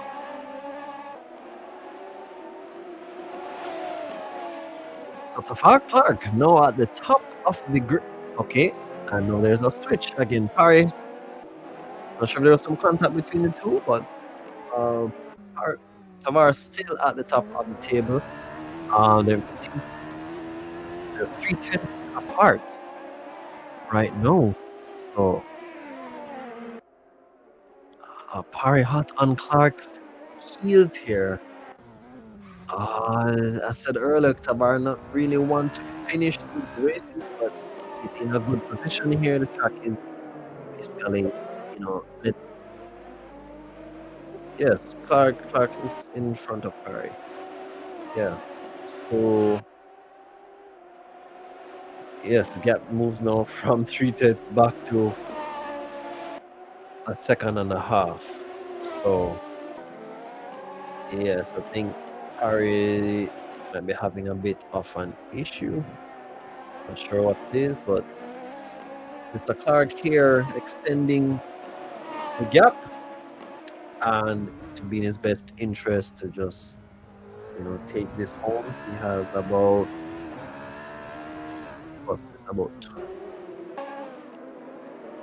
two laps, yeah, about 2 laps left to the checkered flag, and this will be his not only the completion of a race in a very long time, but also a race where he is in gold medal position basically. So he's taking his time as we see Parry maintaining that 1.7, 1.8 gap. May have conceded at this point as the gap is now 2.2. So possibly settling into the second position is starting to take a podium position and leaving Tavar to his own demise if he is to take reclaim that top position. So we have Mikhail Charles. Ooh. Oh, And the two Trinidadians taking each other out. Can Kimani capitalize? Yes, he can. Ouchie, ouchie, ouchie, ouchie, ouchie. Not sure what happened there with Mikhail. I think it was Mikhail with somebody else. Who could it have been? I think it was Mikhail and Dominic. No, meaning I saw Mikhail. I'm not sure if Mikhail spun on his own and then caused, then Dominic. Right. I'm not sure what happened but there. They definitely hit each other there. Without a doubt. Good evening, gentlemen. I was invited here by El Presidente. What? Oh, geez. Man himself. The man. Forward though. The out there. Well, I'm watching the race that I should have started from P2. Why was there a jump into the? Why did the car jump into the grid? I mean the pits. How's that? Oh, when I joined back, there were only about 5 seconds left. I needed to load, set up, add fuel, yada yada yada. So by the time I did all of that, I would no longer have been in my green spot. The race would have started, so it moved me back to the pit. Okay, I see there. That incident between, well, I'm not sure if it was an incident between the two of you, but when Mikhail Charles was behind you at the end of that hairpin there, was there contact or was that a mistake on your end? I don't think there was. I'm not sure. It didn't feel like there was. I think I may have just gotten a little greedy on the throttle. Either that or he was getting me back for the previous lap and the turn after that. You were... I'm here protecting, defending your name, and you're out there sabotaging people's race. Yeah, no, I did get a little greedy on the inside there on the exit of the next corner and made light contact with him. It wasn't anything that was race ending. I tried to give the position back, but he stuck behind me, so I just went with it. It's a bit disappointing for me because I really wanted to see you shine, And you were doing, while I was commentating, you were doing exactly what I was saying was happening, and then you spun, and I was like, what? Yeah, no, you saw me up in the Andrew. That's probably your commentary partner going to win the next race. you know your commentators, Carissa. You go throw word for me. Boy. Repeat that. Oh, so we have Mr. Clark completing his what's the word, Chad? Drought? Boy, that's a long drought. That's a run, but good to see him back on the top step of the podium. Javon Parry coming home there for second position from Dominic Charles. That incident with Nathan looked chaotic. So I imagine that shake-up of the grid order resulted in what we're seeing here as the final standing. But that's part of racing, and so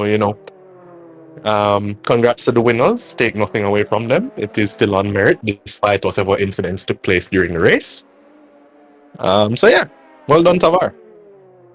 Yes, well done, Tavar. And we were anticipating, the race between yourself and Mr. Parry, but it just wasn't for tonight. let's We not were go we there. were waiting. Well, yes, Let's Mr. not go there. Charles taking it home in third. Mr. Eastman, as usual, under the radar, coming home in a respectable position, considering Absolutely. the caliber of the field. Yeah, so congrats to him.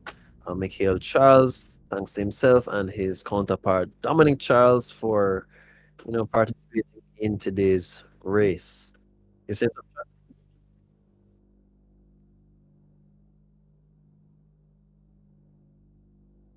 Okay, so it sounds like we're gonna have a few interviews here with one Dominic Charles, and then I think we'll be talking to Jaden Harrison after that. I will allow Mr. Pence to take those interviews as I am I am a little bit engaged. Um, so I think Dominic should be in chat at the moment. Hello, hello, Mr. Dominic. Hello? hello. Hi, Mr. Charles, how are you doing this evening? I'm good. I'm tired after a long day racing. But yeah. Boy, I noticed you're there. I don't know if you're listening to me when I said, yeah, man, it's time for him to play it cool now, considering he has the fastest time. I don't know if you're trying to shut me up by continually, dropping the time in qualifying, but The way I see it, even if I have the fastest time, I could go a little quicker, and every time I go quicker, I'll learn from it. So just keep going. okay. I noticed you said yesterday that, I mean, you're quite a bit ahead, but I noticed you said that it really came down to, for this track at least, the setup of the car. I mean, you don't have to give us your exact secrets. However, how did you approach the setup of this car in relation to the track? So because we had the recent change in car, I didn't actually get any practice in with this besides what you saw earlier in the day. So I was on default setup there with I think I just lowered the rear wing so the car would get a little more turn in. But yeah, that's about it. Oh, okay. Well, that's crazy, but I mean, me on default setup in this car in this track defaults me into the wall and to the side and all everywhere else except on the track. So it's quite interesting that you're able to manage the car in stock form here. But yeah, brilliant driving. I mean, you're quite the driver, I must say, very fast, and you yourself and Jaden were in an intense battle. Oh yeah. How Yeah, what was that like? And what was that incident between yourself and him going into Carib Cement? So in the first race, yeah, we spoke about that. Um he said he had just kind of messed up the chicane a little bit, so he ended up going way slower into the corner than before. So I hit my braking point, which would have run up right behind him, but this time he was already going so slow, so neither of us could have done there. That was just kind of unlucky. Okay, and for the second race, I'm not sure. I think it happened so fast. You and Mikhail came together. Um, what caused that incident? Oh yeah, that was chaos. So I he had spun out and I saw it and I had about like a half second to react to it. And by the time I had turned away from him, he kind of just slid across the track right in front of me. So I mean, can't really do anything, but you make the best of it after, right? Just try to make that recovery drive. Well, it was certainly entertaining to watch. We were anticipating the team up between yourself and Mikhail. However, it didn't really work out as we anticipated. But Yeah. it's on our end, we tend to suggest it to our drivers as well. But everybody over here on our side, it's just pedal to the floor. So Yeah. maybe at some point they'll adopt that strategy. But overall, Dominic, certainly great racing. And also, we hear you're actually in a real car now, racing in, I don't want to say a real race, but it's a real car. What has been your experience moving from this platform into your current real life racing experience? It's so interesting. So, everybody has the kind of stigma that, oh, we just play games and stuff, but you wouldn't believe when I went out for the first time. I drive a EG Civic thanks to my sponsor. For the first time I went out there and won my first event, everyone was kind of confused. But to me, it was pretty simple. Once I sat in the seat, everything I learned from, well, admittedly, some years of karting prior to that, but from sim racing as well, just kind of fell into place. And honestly, it kind of just felt like I was playing Gran Turismo or Assetto Corsa. It didn't feel any different behind the wheel. Yes, as you mentioned karting there, I had a similar experience driving the shifter kart on our go-kart track here, Palisados, and I started out driving the kart before I started sim racing. But I wasn't driving the kart optimally, of course. I was on the grass, in the tiles, all over the place. And the more time I spent driving the sim, the muscle memory from the sim translated while I was driving the kart Yeah, on the track. that's And it was something. surprising. Yeah, it was That's crazy. something they never really like. No one ever really thinks about when you learn to save. Let's say you're just doing some hot laps for an upcoming race. You learn to save a car from a spin, and you jump in a car in real life once it has the same sort of dynamics, and you kind of automatically know what to do. So people don't really think about how much you could actually just learn and carry straight over from sim racing. Yeah, they really wouldn't. I mean, I feel sorry for them, for those who can't experience it, because even real racers themselves, you spend that much time on a track trying to figure it out on track without the possibility of being able to reset. You end up in a wall on the track. That's days of fixing the car or months, and that's money versus here. Yep. Even though it may not be totally exact, it's really and truly very close. Like it, it's so close that it's. I think it works against you trying to master it, or all of it rather, totally on the track. But to each his own. Yeah. But again, brilliant racing. I really hope to see you in our future races, especially between the likes of racing with the likes of Mr. Eaton, Harrison, and Mr. Moss. Of I course. don't Looking know if you, forward to it. yeah, man. So I'm not sure which other event you'll enter, but always welcomed. And brilliant race again, Mr. Charles. Thank you very much. All right, ladies and gentlemen, we've just finished our interview with Mr. Dominic Charles, fastest lap of the evening. However, did not, necessarily translate ideally into the following races. Well, the race two, anyway, got himself caught up in a few incidents, but it's racing.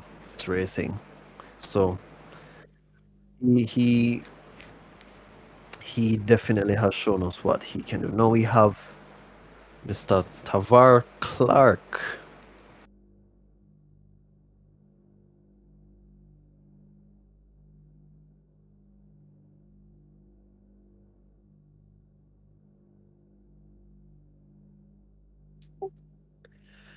Mr. Clark. Yes, night. Pleasant night, everyone. Good night, Mr. Clark. Well, How are you, sir? I know you notice my tone. I have some beef to sort out, but you finally complete this race. yeah, Glad to see you finally completing a race and actually, performing pretty well. It's not that you don't have the skill, you just not enter in the races. I remember when you just started out, you were right there with me. yes, And by yes, right there sir. with me, you were still beating me, of course. But I saw you initially. But I mean, everybody has a different life and whatever. So I won't make an assumption as to why you're not able to come. But how was the race for you? How are both events for you? I mean, it was pretty good to be honest because I have been away from AC for some time. I didn't really get much practice time this week, especially. I started to practice about last night in the midnight hours. I just did like a few laps and then I came off. And today I didn't really get much time either. So I just came on and be like, just trying to get a feel of the whole car and the game again and stuff. And in the first race, I was basically just doing setup testing, but then I made a mistake where I made a mistake with the fuel, so I had to stop in the pit to get some fuel. But I wasn't really worried because I know that it's top four go through, so I didn't have to like fight hard. I was just trying to get a feeling with the car and trying to get back in the groove. So I was making a few mistakes here and there. I know I could have went faster, maybe to be near Jaden and maybe not on the same pace as them for consistent lap, but I know I could do the times that they did. But I was just trying to get a feeling of the car, and I think if I had pushed more, I would have probably been a bit closer to the guys ahead. But in the first race, as I said, it was just setup testing and trying to get a feeling of the car and see what needs to be improved on and all those stuff. But in the last race, I was like, I'm just gonna close my eyes and choose a setup, so that's what I did in the final race. And it started off good, but I really had some internet issues. So I was trying to be a bit cautious on the first lap. I got hit from behind.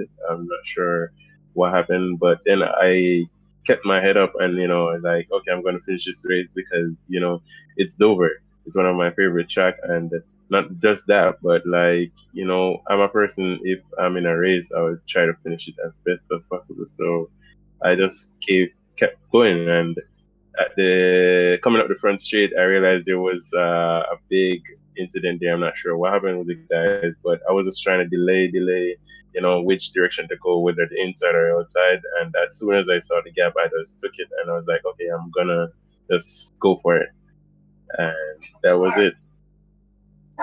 Okay, well, I remember your I think it was your qualifying race. You actually had the upper hand on Dominic Charles after turn two, and then you spun. Not sure what happened there if you got the back wheel on the grass, but Yeah, I just went in too much on the power because I was like, all right, I'm just gonna try to go because I know Dominic is very good on the braking. So I was trying to see if I could get a better exit where I could hold him off in turn three. Where Dover's a track like this.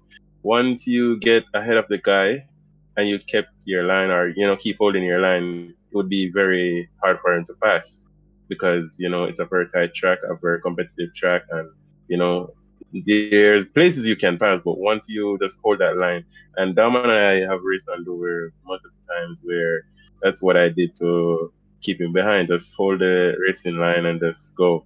And he's a very good racer, so I could trust him behind me. So I was just trying to get ahead, but unfortunately, I messed it up, which was my fault. well, So that's it's racing, and you really haven't been out here long enough to be yeah, as consistent as you should be. But hopefully we will see more from you. You entering the next races and showing your class. But all in all, great race. Yeah, just keep it up, bro. Um, see you the next time. All right, thank you so much, everyone, and thank you for the opportunity from the JSRA Sports Max, everyone who came on board to put this event forward, and you all spent the time to stay up because it's now like 10:25, to host this race. So thank you so much for this opportunity as well, and I'm really grateful. And I hope to be there again, and I will keep pushing to be here again. All right, thanks, Mr. Clark. All right.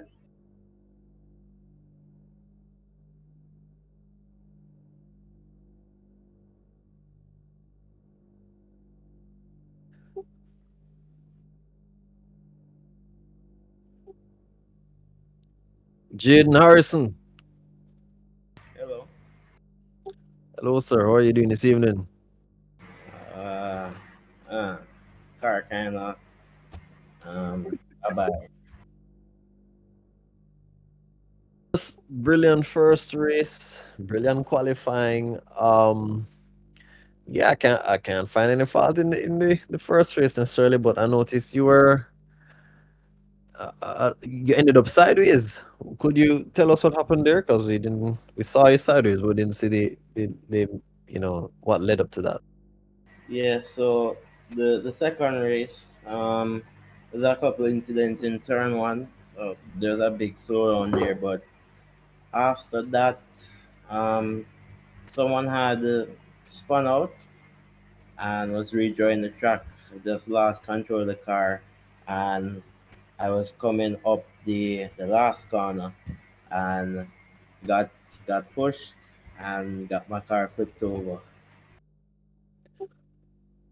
Wow. Okay. Well, a series of unfortunate events. However, you definitely took the first race. It was a brilliant race, brilliant drive, considering you had the likes of Mr. Dominic Charles behind you, but you held your own very poised, so I have to give you credit where credit is due. So, as I was saying earlier, ladies and gentlemen, not because you are faster necessarily means that you're going to win or even catch first place, as we saw with the case with Mr. Charles, who had the fastest lap, but Jane held his own and brought it home. So yes, unfortunate second race. However, beautiful first race, beautiful overall evening for you, and you know we'll just continue to see you do your best and continue improving. Yeah, well, I have to give props to Dominic as well. We were extremely close within 100 during practice, and we kept it very close during the race. It was a good race with him. I haven't raced with him at this track in a very long time. Yeah, so I mean, hopefully we were able to see him in the GSR's other events, so we can see you guys, swapping positions along with Massa and Eaton and the rest of the crew. But yes, Mr. Harrison, again, wonderful race, and you know, I guess just enjoy the rest of the evening. Yep, well, hope to see another race like this again, and thanks. All right. So that, ladies and gentlemen, concludes our Independence evening here at the JSRA. Um, quite an eventful race here at our local track here, Dover Raceway. Drivers putting on a wonderful showcase here. Lap swapping, consistent driving, um, incidents. It was just a wonderful evening, a brilliant showcase of the drivers and their skills and the craft and the possibilities. So Definitely agree with you there, Drew Spence, and I hope El Presidente putting together that radical championship because if it is as exciting as that race was, looking forward to it. most definitely, and you know this just really, I guess, is in line with the upcoming event here, not event, the movie. We saw Mr. Charles here proving the point that the movie is not necessarily fiction. Well, it's based on a true story, but drivers can move from here to a real platform and succeed.